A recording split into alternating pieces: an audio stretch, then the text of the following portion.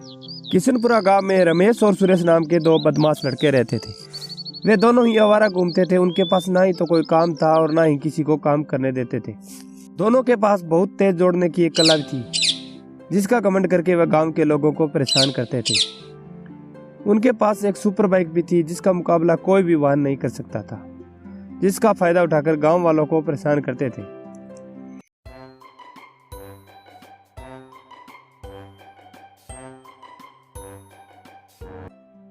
जैसे किसी की ट्रैक्टर की हवा निकालना।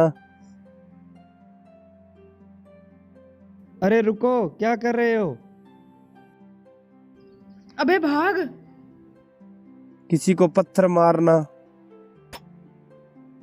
अबे कौन है ये? अरे अरे पकड़ो इन बदमाशों को। अबे रुको।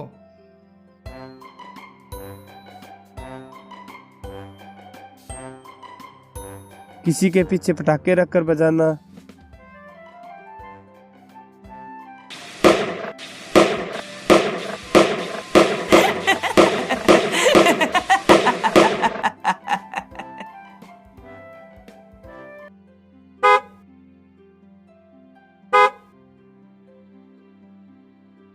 अरे अरे, ये गाड़ी किसकी है? बेटे सिर्फ 1 मिनट रुको, बस अभी गाड़ी को साइड में लगाता हूँ। लेकिन उन बदमाशों ने उस आदमी की बिल्कुल भी नहीं सुनी और उस गाड़ी को धक्का देकर गाड़ी को दीवार से टकराया और बाइक लेकर वहां से भाग गए। फिर वह बेचारा आदमी भागा भागा अपनी गाड़ी के पास गया और गाड़ी का नुकसान देखकर वह बहुत ही उदास हो गया।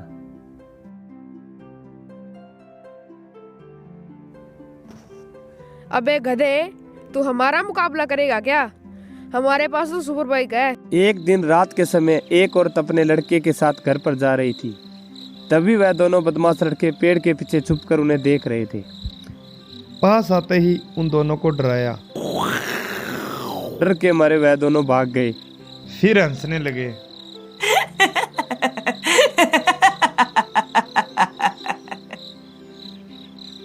गांव के लोग उन दोनों लड़कों की हरकतों से परेशान होकर पुलिस स्टेशन गए। पुलिस वालों ने रमेश और सुरेश को पकड़ने की कोशिश की, लेकिन उनके पास सुपर बाइक होने के कारण पुलिस उन्हें पकड़ नहीं पाई और वो दोनों पुलिस वालों को चकमा दे गए।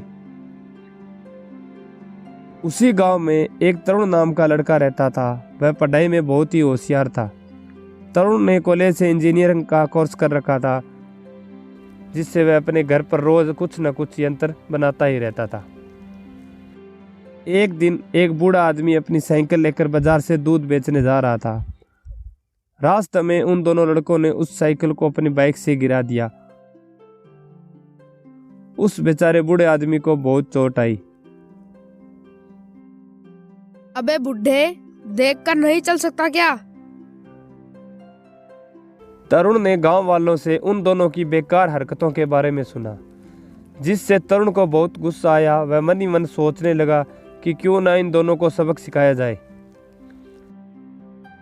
दिवाली का समय था। तरुण ने एक दिन घर पर माचिस बॉक्स और दिवाली के पटाखों का एक मैजिक ट्रैक्टर बनाया और उन दोनों को पकड़ने का प्लान बनाया।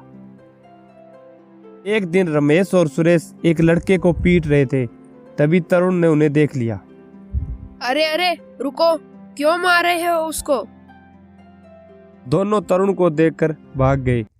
तरुण उनका पीछा करने लगा। वे दोनों गांव के बीचों बीच होते जा रहे थे। तरुण उनका पीछा कर रहा था। तरुण को पीछा करते देख उन दोनों ने अपने सुपर बाइक को तेज भगाया। इस प्रकार तरुण ने अपने मैजिक ट्रैक्टर को हवा में उड़ाया। भागते भागते वह दोनों जंगल की तरफ चले गए। तभी तरुण ने अपने मैजिक ट्रैक्टर से एक रस्सी को नीचे छोड़ा और उस बाइक को पकड़कर हवा में लटकाया और गांव की तरफ ले गया।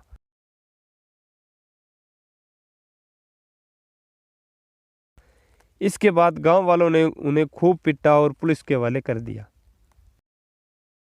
नीरूपुर गांव में एक संपत नाम का बूढ़ा आदमी अपने पोते रिंकू के साथ रहता था। वे बहुत ही गरीब थे। उनके ऊपर बहुत सारा कर्ज था। संपत गांव में बर्तन बेचकर अपने घर का गुजारा करता था और अपने पोते को भी स्कूल में पढ़ाता था। उसी गांव में एक जग्गू दादा नाम का एक बदमाश रहता था। संपत ने 2 महीने पहले जग्गू दादा से 1 लाख रुपए ब्याज पर लिए थे, लेकिन घर की स्थिति ठीक न होने के कारण वो जग्गू दादा को पैसे वापस नहीं दे सका। एक दिन जग्गू दादा संपत के घर जाकर, क्यों रे बुड्ढे, आज 2 महीने से ऊपर हो गए लेकिन तूने अभी तक मेरे ब्याज के साथ पैसे नहीं लौटाए। क्या बताऊं जग्गू दादा, घर की हालत ठीक नहीं है, बहुत मुश्किल से गुजारा हो रहा है। आपका कर्ज चुकाने के लिए कुछ समय और दे मुझे। नहीं नहीं, ऐसा नहीं होगा। सुन रहे बुड्ढे, आज से 7 दिन बाद पैसे लेने आऊंगा। अगर तुमने पैसे नहीं दिए तो तुम्हारे घर का सारा सामान अपने साथ ले जाऊंगा। ऐसा कहकर वह वहां से चला गया। अगले दिन सुबह संपत बर्तन बेचने के लिए गांव में निकल पड़ा, लेकिन मंदी होने के कारण उससे कोई भी बर्तन नहीं खरीदता था। इसके कारण उनकी स्थिति और भी खराब होती जा रही थी।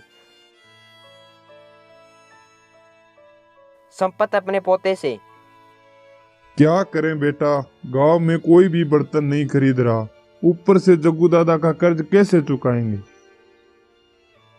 घर की स्थिति देखकर दोनों ही उदास हो गए। अगले दिन रिंकू स्कूल की ओर जा रहा था तो उसने देखा कि एक मुर्गी जाल में फंसी थी। रिंकू ने तुरंत जाकर उस मुर्गी को जाल से छुड़ाया। जैसे ही मुर्गी को जाल से छुड़ाया तो मुर्गी बड़ी होने लगी। मुर्गी बोली, घबराओ मत, मैं एक मायावी मुर्गी हूँ। मैं लोगों का इम्तिहान ले रही थी। बहुत सारे लोग यहाँ से गुजरे लेकिन मेरी किसी ने भी मदद नहीं की, लेकिन तुमने मेरी मदद की, इसका मतलब तुम एक सच्चे और अच्छे इंसान हो। बोलो तुम्हें क्या चाहिए, मैं तुम्हारी हर मनोकामना पूरी करूंगी। रिंकू ने उस मुर्गी को अपने घर की स्थिति के बारे में बताया। तब मुर्गी ने रिंकू से कहा, आज से 1 सप्ताह तक रोज मैं एक सोने का अंडा दूंगी। तुम्हें यह अंडा लेने के लिए इस पेड़ के पास आना पड़ेगा और इन अंडों को बेचकर तुम अपने घर की हालत ठीक कर सकते हो। इस प्रकार मुर्गी ने एक सोने का अंडा रिंकू को दिया।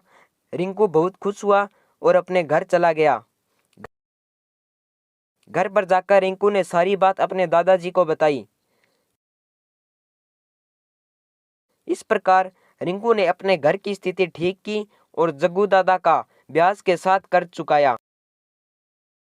इसके साथ साथ एक नया घर भी बनाया।